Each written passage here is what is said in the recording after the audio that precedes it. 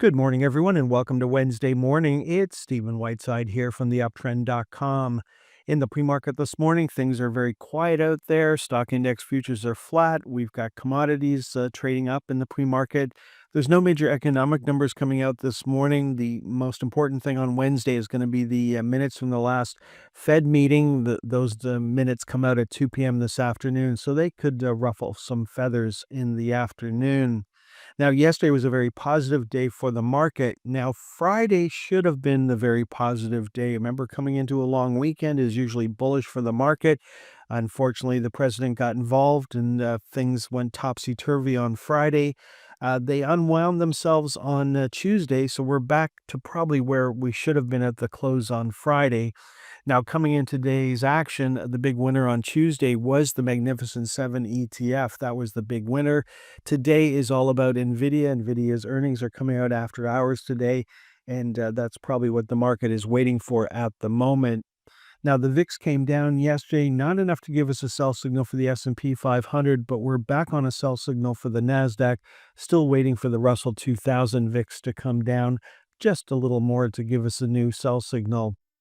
Moving on to the major index ETFs and starting off with the iShares for the TSX 60. The TSX 60 outpaced the TSX by a very small amount on Tuesday, so no change in trend there. Energy stocks were slightly higher yesterday. Gold stocks had a small pullback, while banks continued to rally higher, as did the financials. The biggest winner in the financials on Tuesday was the TMX Group.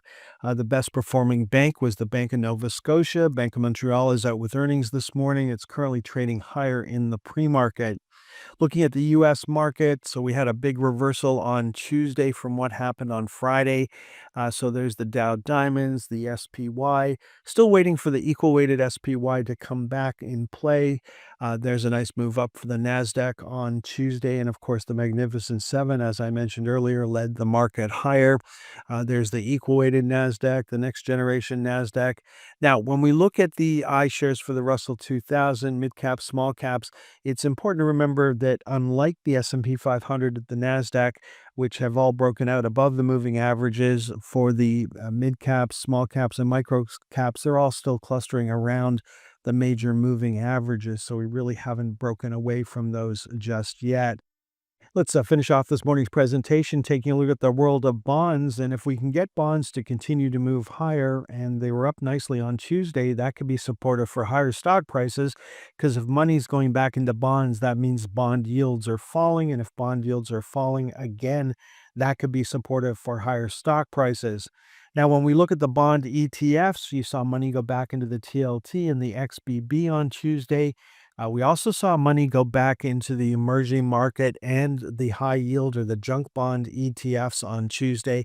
If that can continue, that can be supportive for higher stock prices.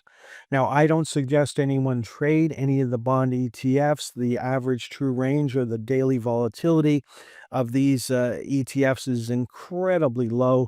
It's very hard to make capital gains on any of these. And so the average true range on the junk bond ETF at the moment is 0.45%, so less than 0.5% per day.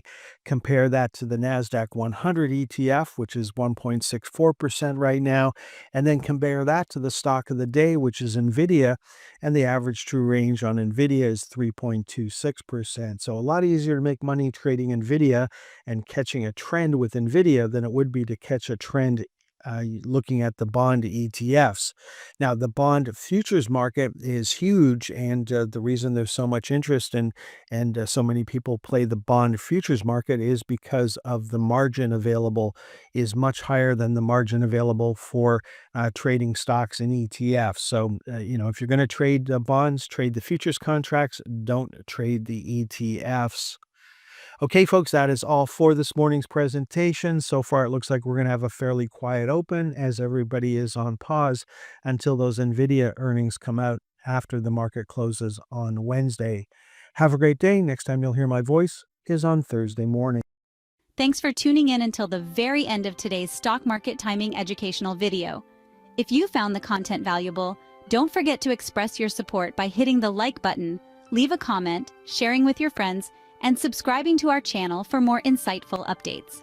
Remember, in the world of stocks, timing is crucial, and following the trend can be your greatest ally. If you would like more information on how we can help you better time the stock market, please visit theuptrend.com.